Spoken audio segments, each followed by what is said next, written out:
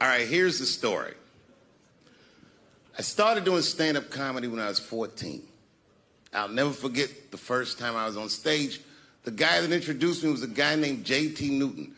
I'm 47. I can close my eyes and remember the introduction like it was yesterday. It went like this. Ladies and gentlemen, this next young man coming to the stage is starting his comedy career tonight. Who knows? We may be witnessing the birth of a star. Please welcome David Chappelle.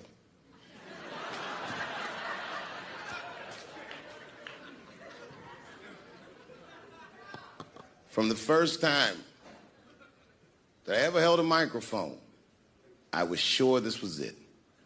I knew I was home. I knew I had found my thing. And my God, man, I was a child. I got good. Matter of fact, I was good from the moment I started. And I'm not saying this to be a braggart. I'm telling you the truth. These old niggas was in awe of me. How is this little boy so poised? They used to say. I was. I mean, you know, I got better, but it started out good. About a year into it, when I was 15 years old, I had written a joke during the AIDS epidemic about having a Goodyear condom. Something, I don't even remember the joke. Something about an industrial strength condom by Goodyear. I just remember all the comedians really liked that joke. And there was an older comedian. And he came to me one night after the show, after he saw the joke, and he said, listen, I got an audition at another comedy club, and I was wondering, do you mind if I do that joke? I just want to borrow it. Now, I'm a kid. I don't know any better. I'm like, borrow it? Well, I guess, sure, if it'll help your career. I let him do the joke. And then weeks later, I was waiting to go on in a comedy club, and he went on before me, and he did the joke. And after the show, I pulled him aside, and I said, hey, man, I don't mind you borrowing my jokes, but you got to give them back. He said, oh, I forgot to ask you. He goes, let me buy that joke from you for $50. And I said, man, I'd do it, but I'm just starting out. I need all the material I can get. The idea being that the more material I can accumulate, the faster I'll be able to make money for my work. I said, I can't do it. I want my joke back. I'll never forget this. Remember, I was a 15-year-old child. This guy was a grown-ass man. He stood up over me so I could see how big he was. And he said to me, really? I can just take it. And he did. I got scared because I was a child. But I never forgot that. I never forgot that. I was 15 years old. I'm 47 now. I think about this guy all the time. When I look at my own kids and I see how young and innocent they are, I can't believe someone did that to me. And I don't think about it every day because that was the worst thing that happened to me. I think about it every day because that was the first time that someone ever did that to me. But in my career, it has happened many, many times since where someone would intimidate me or scare me and take something that I believe was mine. I'll tell you another story. Now I'm 18 years old. I'm living in New York City, and I just finished my first road tour, which was a very difficult tour. I'll spare you the details. Now I'm back in New York, but my rent is paid, thank God. And I have $60 to my name, and a woman that I had met in Pittsburgh, a bad Dominican bitch,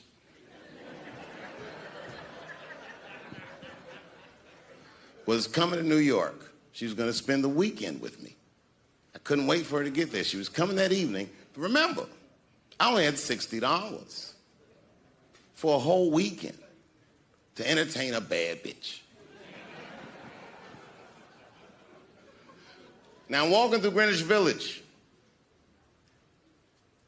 and I see something I've never seen before. 3-card Monte. You know what that is?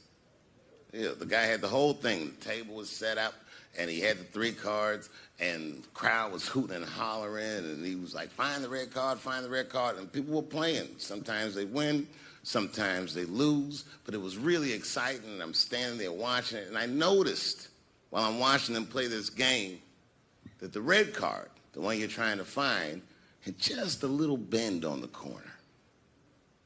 And I'm watching it, and I'm like, yo, this guy doesn't seem to know that red card is bent. I'm going to beat this motherfucker. And I walked up to the table, and I said, let me play a hand. And I put my last $60 on that table, and he starts to shuffle and find the red card, find the red card. And I kept watching that bent card go around the table, make sure I kept my eyes on that bent card. And when he stopped shuffling, and he said, find the red card, I pointed to it with confidence. Here it is right here. And he flipped it over, and it was black. And he took my money. I couldn't fucking believe that. How did this nigga do that? Was that magic or sorcery? I was confused. So you know what I did? I sat there, and I watched him for a real long time play the game. And I realized that all those people who was doing all that hooting and hollering and betting, my God, they were his friends. They were in on the whole thing. I felt so wronged. I felt so stupid.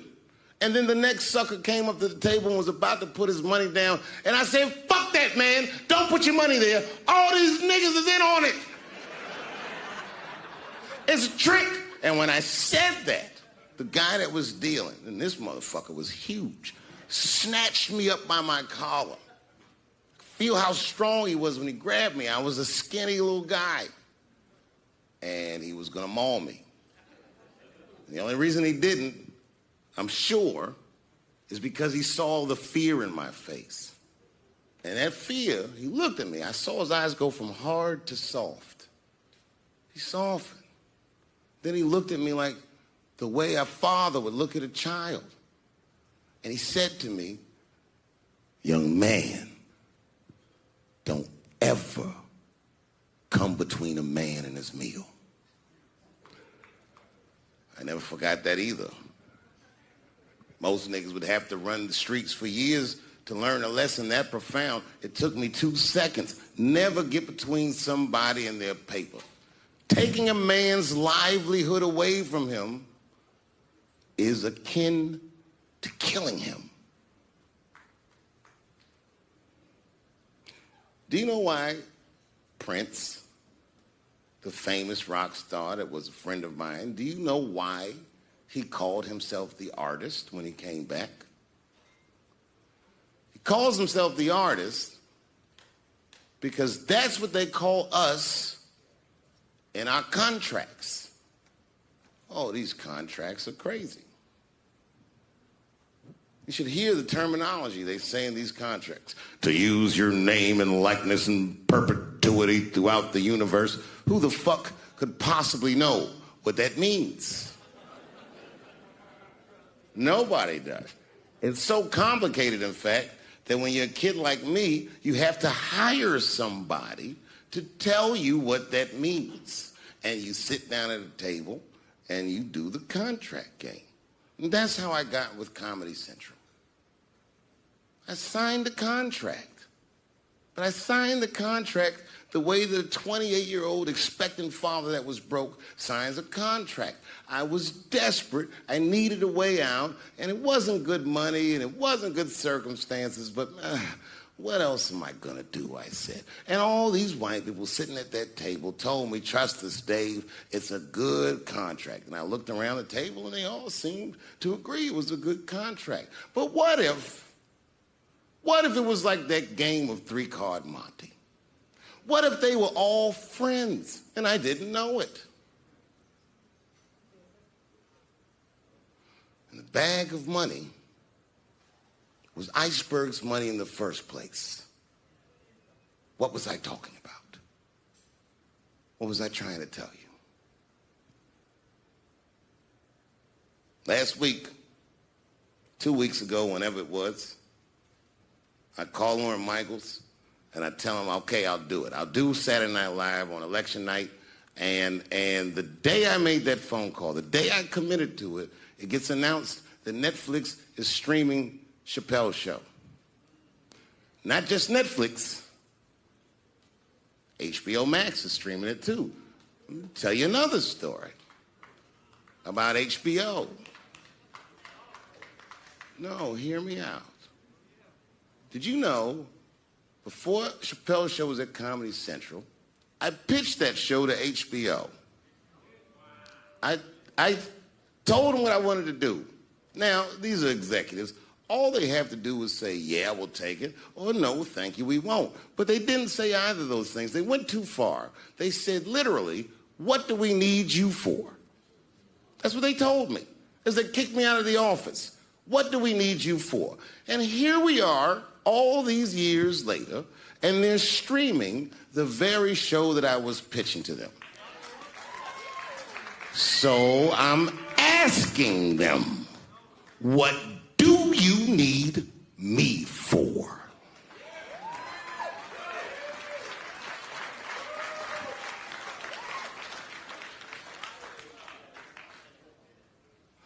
People think I made a lot of money for Chappelle's show. When I left that show, I never got paid. They didn't have to pay me because I signed the contract. But is that right? I found out that these people were streaming my work, and they never had to ask me, or they never had to tell me. Perfectly legal because I signed the contract. But is that right? I didn't think so either. That's why I like working for Netflix. I like working for Netflix because when all those bad things happened to me, that company didn't even exist.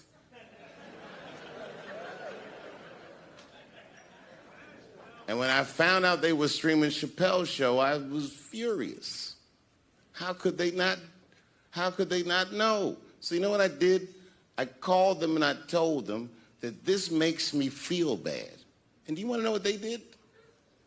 They agreed that they would take it off their platform just so I could feel better. That's why I fuck with Netflix.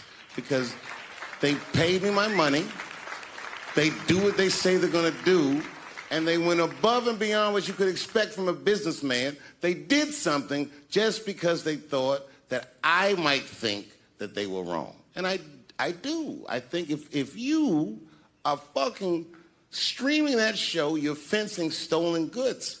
They stole that from me. They just took it. And I'm not up here trying to tell you guys that I believe that Comedy Central gave me a raw deal just because I'm black. I believe that they gave me a raw deal because this fucking industry is a monster. It's the same monster that these Me Too bitches was trying to tell you about. But they hate the monster for how it fucks. And I hate that monster for how it eats. But my God, man, it's the same monster. When I quit the show, all my friends would say, well, fuck them, Dave. Why don't you just do Chappelle's show at another network? Yeah. And why doesn't a slave run from one plantation to another plantation? Because the master over there might be nicer. My God, man, I was trapped. You know what? Tell you the truth. I've even thought about coming back and doing another Chappelle show. Well, but if I do, I can't call it Chappelle's show because my name and likeness is being used by them in perpetuity throughout the universe. It's in the contract.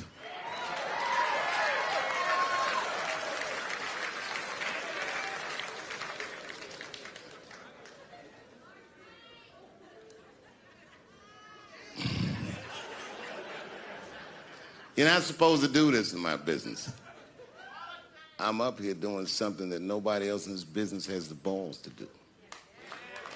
I'm telling you something that you need to know.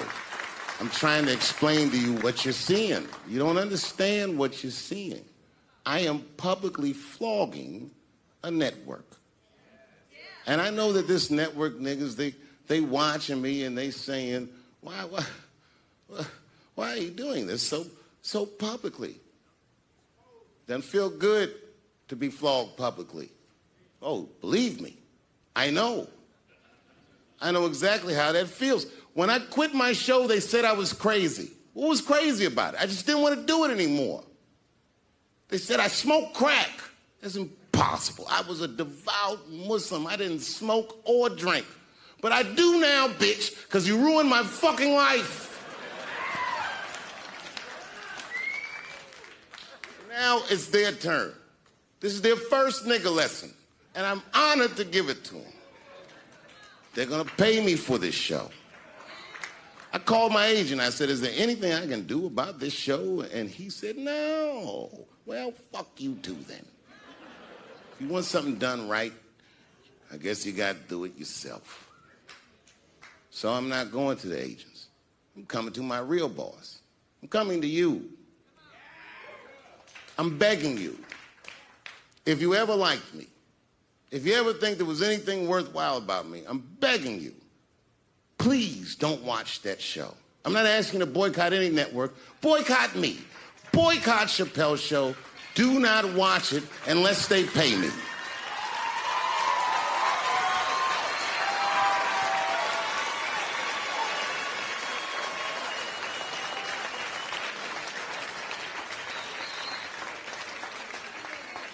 If you're a shareholder at Viacom, then I'm talking to you. Because all that shit that they do to us, well, they do everything for their shareholders. That's what they told me. So if you're a shareholder in that company, tell them it's wrong. And if you don't believe that it's wrong, then fuck you too. You should know what's in the hot dogs you eat. Now, there's probably a bunch of people at Comedy Central and Viacom and all these places that have no idea what I'm talking about. They've all either quit or been fired. Yo, what's good everyone? Welcome back to the channel, and wow, the video I'm about to watch today has a title that already has me in my feelings. Before I even press play, Dave Chappelle on It's Insanely Unforgiven the world has turned into. Just reading that out loud gives me chills because it's touching on something so relevant, so timely, and sulfur monoxide necessary to talk about. We're living in an era where one mistake can end careers, where old tweets can destroy reputations, where there's seemingly no path back from public shame. We're living in a time where forgiveness feels like a relic from another age, where grace is seen as weakness, where redemption seems impossible. And if Dave Chappelle is addressing this, you know it's going to be profound, uncomfortable, and necessary. Let me set this up properly, because I have a feeling this is going to be heavy. I've got my water, my coffee, my notebook, and I've mentally prepared myself for what might be one of the most important conversations about modern culture that I'll hear this year. This isn't going to be just comedy. This is going to be social commentary, philosophy, and truth-telling all wrapped together. My phone is off. My door is closed. I am 100% focused. Let's get into this. Starts video okay. From the very first frame, I can tell Dave's energy is different. He walks out on stage and the audience gives him the usual standing ovation. But there's something in his face, a weariness, maybe a frustration. He looks like a man who's been thinking about this topic for a long time and finally has the opportunity to say what's been building up inside him. He takes his time getting settled, sips his water, looks out at the audience, and then he starts with a simple observation that sets the tone for everything that's about to come. Opening observation: Dave's saying something like, "When did we decide that people can't be forgiven? When did we decide that one mistake defines you forever? When did we become a society that believes in punishment but not redemption?" And the audience is quiet because these aren't rhetorical questions meant to get laughs. These are real questions that require real reflection. Pauses, man. Just those opening questions are already sitting heavy with me. When did we decide that? Because it wasn't always like this, was it? There was a time when people could make mistakes, apologize, learn, and move forward. There was a time when "I'm sorry" actually meant something and could lead to reconciliation, rather than just being the first step in a multi-stage cancellation process. Continues watching now. Dave's getting into specifics, and he's talking about cancel culture, but he's not approaching it the way most people do. He's not just defending himself or complaining about being a victim. He's doing something more interesting. He's analyzing the psychology of it. He's saying we've created a culture where people are so desperate to feel morally superior that they're constantly looking for someone to condemn. It's not even about justice anymore. It's about the feeling of being on the right side, of being righteous, of being better than someone else. We don't cancel people because we want them to change. We cancel them because it makes us feel powerful. It makes us feel like we have control.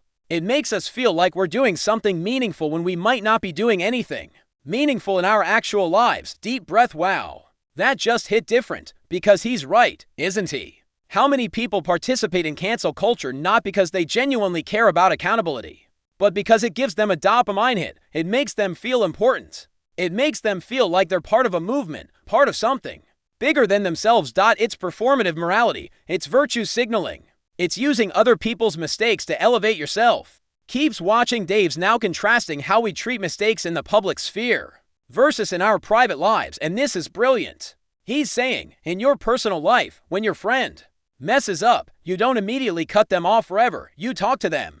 You try to understand why they did what they did. You give them a chance to apologize, to make amends, to do better. But in the public sphere, one mistake and you're done. No conversation, no context, no opportunity for growth. Just immediate exile. The audience is nodding because we all recognize this double standard. We all have friends and family members who have done problematic things, but we don't treat them the way we treat public figures who do similar things. Reflective moment. And why is that? Dave's asking the question I'm asking myself right now. Why do we extend grace to people we know personally, but not to people we only know publicly?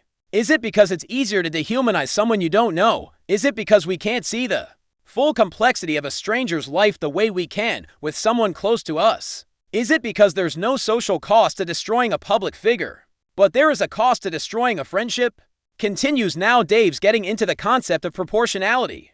And this is where things get really interesting. He's talking about how we've lost any sense of scale when it comes to mistakes and consequences. He's saying we treat every offense as equally unforgivable. Someone who said something ignorant 10 years ago gets the same treatment as someone who actively hurt people yesterday. Someone who made a bad joke gets the same treatment as someone who committed a crime. We've lost the ability to distinguish between different levels of wrongdoing. And he's doing this bit where he's listing different types of offenses. Said something dumb on Twitter, canceled. Made a joke that didn't land, canceled. Had a bad opinion, canceled. Made a mistake in judgment, canceled. Actually hurt someone, also canceled. Committed a serious crime, also canceled. Pauses. The audience is laughing, but it's uncomfortable. Laughter because it's true. We've created a binary system. You're either perfect or you're canceled. There's no gradation. There's no proportional response. Everything gets the maximum punishment. And that's not justice. That's not accountability. That's just mob rule. Watching intently. Oh man.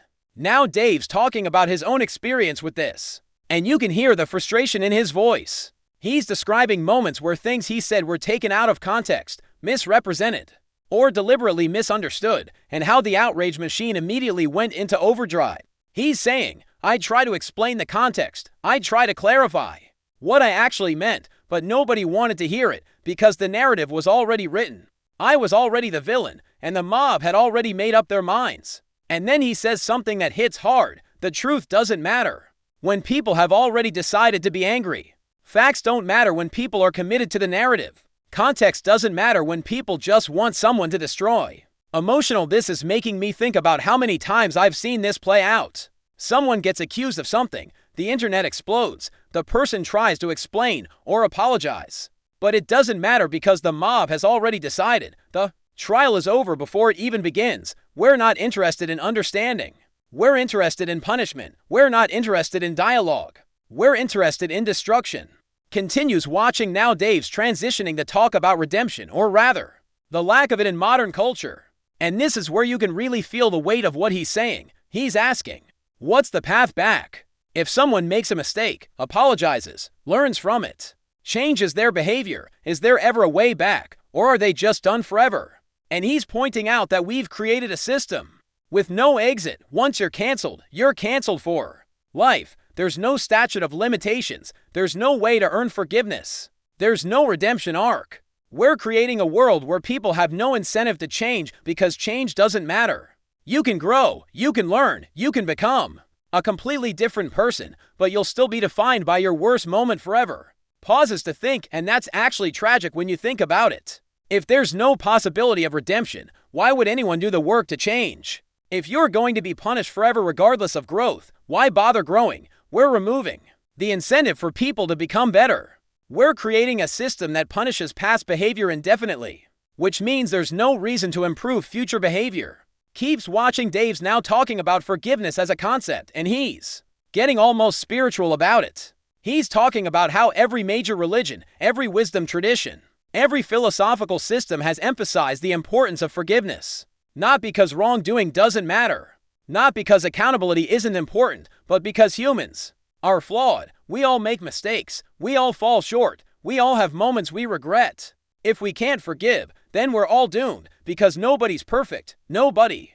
Everyone you cancel today will be canceled by someone tomorrow for something. It's an endless cycle of destruction that leaves nobody standing. Engaged, and he's right. This is what I've been thinking but couldn't articulate. Cancel culture is eating its own. The people who are the most aggressive about canceling others today are often the next ones to be canceled tomorrow, because the standards keep shifting. What's acceptable today might be problematic tomorrow. The language that's appropriate now might be offensive in 5 years. If we're going to hold everyone accountable to retroactive standards, then everyone is vulnerable. Continues now. Now Dave's wrapping up, and he's bringing it all together with this final thought. He's saying something like, the world has become insanely unforgiving. We've lost our ability to extend grace. We've lost our belief in redemption. We've lost our understanding of proportionality, and we're all worse off for it. But it doesn't have to be this way. We can choose differently. We can choose grace. We can choose proportional responses. We can choose to believe in people's capacity to change. It starts with us. It starts with you.